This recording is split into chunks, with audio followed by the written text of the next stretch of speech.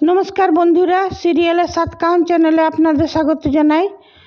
चले एसेछि चिरसखार सात काहन निये। देखा जाच्छे जे कमलिनी जखन स्वतंत्र ओरा जानते पारलो जे बुबलाई घुमेर ओषुध खायनी, ओ ज्वरेर माने ज्वर कम हबार ओषुधेर ओभारडोज निये नियेछिलो, तखन कमलिनी निजेर भूलटा बुझते पारलो जे छेले कत स्वार्थपर और एरा मिथ्या मिथ्यि रटिয়েছিল যে এই জন্য मानसिक चापे आत्महत्या करते गेছে। तखन कमलिनी निजेई स्वतंत्रेर काছে एलो, एसे क्षमा चाইতে लागलो। तारपरे दुजोनार मिल हये गेल, जेटा हबार छिलो सेटा आर विस्तारितभावे बोलार किछु नेই, कारण कि दर्शकरा अनेक देखेछेनই। से যাই হোক, এদিকে দেখা যাচ্ছে যে হসপিটালে ওর বাবা জ্যাঠা সব এসছে নিয়ে। এরা বলছে যে আমরা বললো যে আপনাদেরকে তো দিতে হবে, আমি ওনার রেফারেন্সে আপনাদের অনেকটা সস্তা করে দিয়েছি বিলটাকে। 3.5 লাখ টাকার বিলটা আমি 2,75,000 টাকা করেছি, এটা তো আপনাদের দিতে হবে। তখন বর্ষা বলছে আমাদের কাছে তো এত টাকা নেই, এখন আমি 50,000 দিচ্ছি। বলছে না, সেটা বললে তার হবে না। তখন এই বললো যে তা আপনি কী ভেবে নিয়ে ভর্তি করেছিলেন এইখানে নিজের স্বামীকে এত কস্টলি নার্সিংহোমে। আর ওর বাবা জ্যাঠা বলছে যে আমরা তো রিটায়ার্ড পার্সন। ওর জ্যাঠা বলছে আমার কাছে তো 20,000 15-20,000-এর বেশি টাকা নেই। আর এদিকে বর্ষার বাবা বলছে আমি এখনই সবে মাত্র রিটায়ার্ড হয়েছি, আমার গ্র্যাচুইটির টাকা এখন আসেনি, পেনশন চালু হয়নি, আমি কোথা থেকে দেব। তখন ওই ডক্টর কৃষাণও বলল আমি কেঁচো খুঁড়তে গিয়ে সব বের করেছি, আমি যখন সব কিছু জানি তখন স্বতন্ত্র বোসের নামটা আমার সামনে আসে। একজন ওনার ভগবানের মতন মানুষকে কোনো তুচ্ছ মানুষ যদি অপমান করে সেটা তো আর আমি মেনে নিব না। কোনো মানে ওনার মতন মানুষকে যদি কোনো তুচ্ছ মানুষ অপমান করে সেটা আমি মেনে নেব না। ওনার কাছে পৌঁছতে গেলে অনেক তপস্যার প্রয়োজন। আপনারা ওনাকে তারপরে রুদ্র ইয়েকে বললো বুবলাইকে যে আপনারা তো নিজের মা আর স্বতন্ত্র বোসকে আপনি টার্গেট করেছিলেন, আপনি যে পুলিশের কাছে জবানবন্দি দিয়েছেন সেটা সব আমি শুনেছি। আপনি নিজের মায়ের থেকে বেশি স্বতন্ত্র বোসকে আপনি টার্গেট করতে চেয়েছিলেন, তো সেটা তো আর হবে না। তখন বলছে, তখন ওই বর্ষার বাবা যেটা বলছে, তো ডাক্তারবাবু আপনারাই তো বলেছিলেন যে ক্রিটিক্যাল কেস আছে। তখন বলছে হ্যাঁ আমি বলেছিলাম ক্রিটিক্যাল কেস, সে যে কারণেই হতে পারে ক্রিটিক্যাল কেস, কিন্তু এটা ঘুমের ওষুধ খাওয়া ছিল না। আর তখন বুবলাই বলছে আমি তো বলিনি যে আমি ঘুমের ওষুধ। বলছে আপনি বলেননি, আপনার স্ত্রী আপনার শ্বশুরবাড়ির লোকজনরা ওইটাই রটিয়েছিল যে আপনি স্লিপিং পিল খেয়েছেন। আর জানেন তো আপনার মাকে দেখা পর্যন্ত করতে দেননি এনারা নিজের ছেলের সাথে, এটা একটা ক্রাইম। কেন হ্যাঁ, বর্ষাকেও খুব করে জানলো, বলছে আপনি খুব ডেসপারেট। যখন বর্ষা তারপর বলল আপনি কী ভেবে ভর্তি করেছিলেন এত কস্টলি হসপিটালে। তখন বর্ষা বলছে আমি ভেবেছিলাম যে তখন তার মাথায় আসে না ডাক্তারবাবু, আমার স্বামীর ওই অবস্থা ছিল, ওই জন্যেই আমি ভর্তি করেছিলাম। আমি তখন বলছে কেন, হাতের কাছে তো আরও অনেক 4-5টা হসপিটাল ছিল, আপনি সব জেনে শুনে কস্টলি কার বর্ষাতে ভর্তি করেছিলেন। তখন বর্ষা বলছে যে আমি ভেবেছিলাম আমার বাবা জেঠু দিয়ে দিবে, তো এখন 50,000 টাকা নিন আর না পরে। তখন বলছে যে সেটা তো বললে হবে না, আপনাকে পুরো টাকা ক্লিয়ার করতে হবে, দিতে হবে, তারপরেই আপনার। তখন বুবলাই বলছে যদি টাকা না দিতে পারি আপনারা আমাকে ছাড়বেন না। বললেন না, সে আপনি হসপিটাল অথরিটির সঙ্গে বুঝে নেবেন যে আপনাকে ছাড়বে কি না। আর সিস্টারকে বললো আপনি করে নিন, সব ক্লিয়ার করেন টাকা পয়সার, আমি করছি। তারপরে বললো যে ডাক্তারবাবু ঘরে নিয়ে যেয়ে কী খাবার দাবারের কিছু কোনো। তখন বর্ষাকে বলল যে উনি একদম নর্মাল লাইফ লিড করতে পারেন, ওনার কোনো খাবার দাবার কিছু বদলাবার প্রয়োজন নেই। হ্যাঁ, ওনাকে কাউন্সিলিংয়ের ব্যবস্থা করুন, ওনাকে একজন ভালো সাইকিয়াট্রিস্ট দেখান। তখন বলছে যে ডাক্তারবাবু আপনি যে বলছেন আপনার মনের অবস্থাটা আপনি বুঝতে পারছেন না।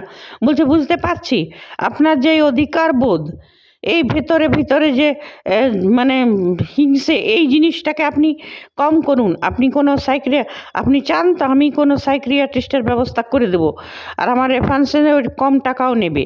আপনি দেখান, আপনি এক জায়গায় আটকে আছেন, ভালো মানুষদের উপর কাদা ছিটছেন আপনি। আর বর্ষাকেও দিল ভালো করে। হ্যাঁ, তারপরে দেখা গেল যে স্বতন্ত্র, কমলিনী, মিঠি, বাবিল সব এলো, নিয়ে বললো কি হয়েছে কৃষাণু। তারপরে তো ওদেরকে দেখে তো এদের মুখ বনে গেল। হ্যাঁ, সে যাই হোক, এদিকে দেখা যাচ্ছে কুর্চি নিজের শ্বশুর বাড়িতে নিজের জামা কাপড়গুলো অয়নদীপের রুম থেকে আনতে গেছে। তো অয়নদীপ ওকে বলছে তুমি এই ঘরেই থাকো। বলছে কেন থাকবো, আমি এই ঘরে থাকবো না। মানে দুজনের মধ্যে হতে লাগলো, তারপরে হয়তো ওই ঘরেই ছিল। পরের দিন দেখা যাচ্ছে গায়ে হলুদ হচ্ছে, তো ওরা দুজনা কথা বলছে। আর কৃষাণুও বলছে যে বলছে দেখ আমার একজন বলছে দেখ ডাবলু বলছে দেখ ডাবলু, তোর মা বাবা কি সুন্দর দাদা বৌদি কথা বলছে। বলছে হ্যাঁ, আমি এটাই চেয়েছিলাম যে আমার মা বাবার সম্পর্কটা স্বাভাবিক হয়ে যাক। আমাকে তো ভুল বোঝানো হয়েছিল, কিন্তু আমার মা তো সুযোগ পায়নি আমাকে মানুষ করার চাই কিছু। হ্যাঁ, আমি এটাই চেয়েছিলাম। তো আমার মানে যে ডাবলুর ভাবি স্ত্রী সুলক্ষণা বলছে ও কিন্তু মায়ের সাপোর্ট নিয়েই কথা বলেছে, ওই বলেছে যে আমরা নাকি মায়ের সাথে অন্যায় করি। তো বলছে এবারে আর বৌদিকে যেতে দিস না। বলছে হ্যাঁ, সুলক্ষণা আসবে, ওই যেতে দিবে না, দেখবি ওই মাকে আটকে নেবে। এই সব কথা হচ্ছে। আর এদিকে কুর্চির ওর স্বামীর সাথে শুরু হয়ে গেছে। হ্যাঁ, বচসা। তারপরে দেখছে যে বলছে আচ্ছা তোমার প্ল্যানটা কি, অয়নদীপ জিজ্ঞেস করছে কুর্চিকে। কুর্চি বলল প্ল্যান আবার কি, বিয়ে হয়ে আমি চলে যাব বউ ভাতের পরের দিন। বলছে চলে যাবে কেন, হচ্ছে ছেলে বউয়ের সংসারটা একটু গুছিয়ে দিয়ে যাবে না। তখন বলছে আমার সংসারে কি, আমি নিজের সংসারটাই গুছাতে পারলাম না, তো ওদের সংসার গুছাবো। বলে নিজেরটা পারলে না। তারপরে অয়নদীপ স্বীকার করলো যে হ্যাঁ, ছেলেটার কানে ওই বিষ ঢেলেছিল, ওই দূরে রেখেছিল। আর আর অয়নদীপ এটাও স্বীকার করলো যে ওর বৌদি ওর মন বিষিয়েছিল কুর্চির প্রতি। মানে দাদা মরে যাওয়ার পরেও ও দেওরকে নিয়ে এত পজিটিভ ছিল যে যাকে পর্যন্ত সহ্য করতে পারেনি। সে যাই হোক, তারপরে দেখছে যে কুর্চি তো সত্যি মানবে না, চলে যাবে। আর হ্যাঁ, সেই দিন রাতে কিন্তু ওরা কুর্চি ওই অয়নদীপের ঘরেই শুয়েছিল। সেই কথাটাই বলছে মানে ননদগুলো কুর্চির, বলছে বৌদি শুনলাম তুমি আর বড়দা একই ঘরে ছিলে রাতে। বলছে এইসব কথা বলো না, তোমরা অনেক ছোট। আর এদিকে অয়নদীপ মনে মনে করছে যে কিছু একটা তো ব্যাপার বলতে হবে, না হলে তো কুর্চি চলে যাবে। তখন বলছে শোনো কুর্চি, একটা কথা তোমাকে বলা হয়নি। ওর ওই কী নাম বলে, ডাক্তার আমাকে বলেছে যে আমার হার্টের মধ্যে 99% ব্লকেজ আছে। তো ডাক্তার আমাকে বলেছে যে যদি উত্তেজনা হয়, চাহে আমি কোনো রাগ ঝাল হয়, তবে আমার 1% ব্লকেজ হয়ে যাবে। তখন বলছে হ্যাঁ, তুমি সেইগুলো আমাকে বলছো, তাহলে তুমি ডাক্তারকে কেন দেখাওনি? ডাক্তারকে কেন বলছো, কোন ডাক্তার বলেছে এসব কথা নিয়ে? তারপরে এই নিয়ে ওদের বচসা। আর এদিকে গায়ে হলুদ হচ্ছে। আর লীনা গাঙ্গুলির সেই বিখ্যাত গান, যাব না ঘরে বন্ধু বিনে প্রাণ বাঁচে না, শুরু হয়ে গেছে। তো যাই হোক, লীনা গাঙ্গুলির প্রত্যেকটা সিরিয়ালে এটাই তো থাকবেই। তবে হ্যাঁ, এটা বোঝা যাচ্ছে যে অয়নদীপ আর কুর্চির মধ্যে ভালোবাসাটা এখনও যায়নি। কেন, যখন অয়নদীপের শরীর খারাপটা শুনলো কুর্চি, তখন ও খুব মানে খুব দুঃখ মানে কষ্ট পেল, আর খুব চিন্তা প্রকাশ করলো। আর বললো এবার থেকে খাবার দাবারের কিছু সব আমি তোমাকে বানিয়ে দেবো। তো বললো তুমি তো চলেই যাবে। হ্যাঁ, আর একটা কী কথা বললো অয়নদীপ হাসাবার জন্যে, যে হরি হে মাধব স্নান করবো না গা ধোবো। তখন বলছে তুমি কি বলছো? কুর্চি বলছে না, আমি এটা এই জন্যেই বলছি যে ডাক্তার বলছে যে যখন তোমার 99% যখন ব্লক আছে, 1%ও হয়ে যেতে পারে, তো যখন তোমার উত্তেজনা বাড়বে তখন তুমি এই ভগবানের নাম নেবে। বলছে কোন ডাক্তার এইসব বিধান দেয় তোমাকে, যে নিজের চিকিৎসার কথা না বলে এইসব বিধান দেয়? নিয়ে এইসব কথা হলো। এদিকে ডাবলুর গায়ে হলুদ হলো, এখন তো আগামী দিনে দেখতে পাবো বিয়ে টিয়ে। আর এদিকে স্বতন্ত্র বোসরা তো পৌঁছে গেছে, এবারে তো বিলটা পে করবে স্বতন্ত্র বোসেই। আর বর্ষার বাবা যেটা নাকি এত পয়সাওয়ালা, এখন তো যা দেখা যাচ্ছে ওদেরও ভাঁড়ে ভবানী, তবেই বর্ষার স্বভাব তেমনি হা ঘরে। এ তো হয়ে গেল সিরিয়ালের কথা। এবারে আমি বলি বুড়ো বুড়ির প্রেম দেখা ভালো ভালো জিনিস, কিন্তু একটু বেশি বেশি দেখিয়ে দিচ্ছে লীনা গাঙ্গুলি, যেগুলো দেখতে ভালো লাগছে না অনেক দর্শকদেরই। সে ভালো কথা, মিল হয়ে গেল, খুব ভালো। কুর্চিও নিজের শ্বশুর বাড়ি পেয়ে গেল, ভালো। লক্ষ্মীমণির চিন্তাটা অন্তত দূর হবে, কি মেয়ে নিজের শ্বশুর বাড়িতে এতদিন যে ওনার একটা চিন্তাই ছিল, সে ঠিক আছে। ওদের সম্পর্কটাও জোড়া লেগে গেল, এদিকে কমলিনীরও সম্পর্কটা জোড়া লেগে গেল।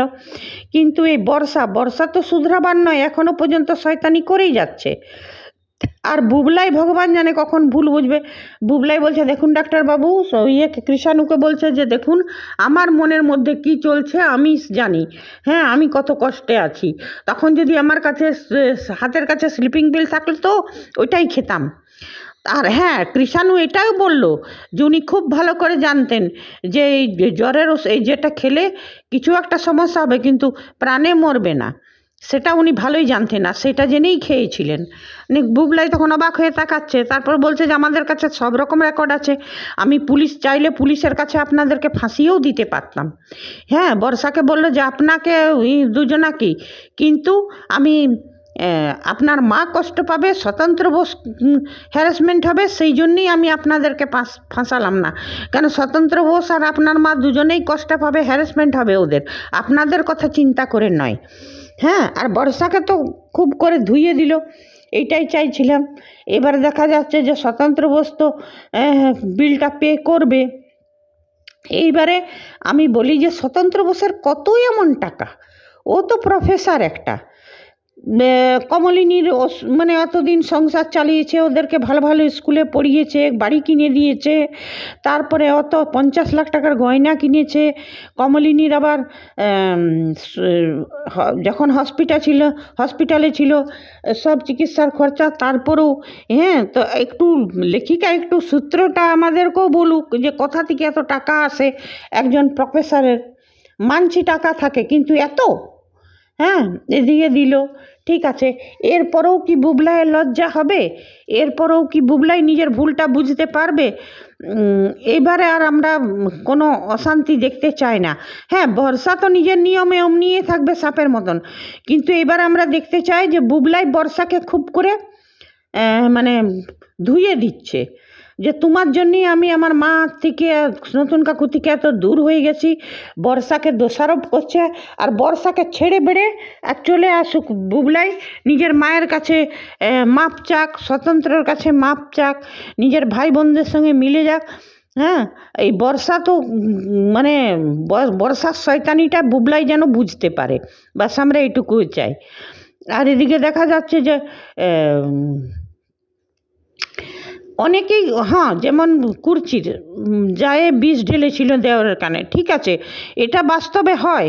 অনেক বউ দিয়ে থাকে যে দেওরের সংসারে আগুন লাগিয়ে দেয়, তো সেটাই করেছে।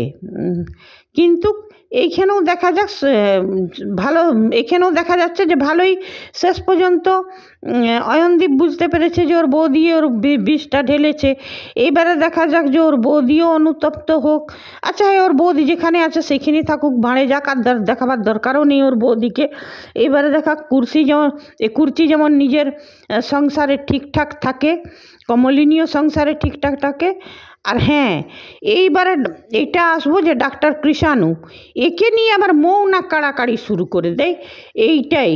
তবে হ্যাঁ, এইবার মৌ কাড়াকাড়ি শুরু করলেও যেমন প্লুটোর মতন অবস্থা না হয়, আমরা এটাই চাইব। মিঠি আর কৃষাণুর মিল হোক, ভালোবাসা হোক, বিয়ে হোক, বাস এটাই আমরা চাই। ঠিক আছে বন্ধুরা, আজ এতটাই। ফের চলে আসবো চিরসখা 7 কাহন নিয়ে। নেক্সট পর্বে তো ডাবলুর বিয়ে দেখতে পাবো।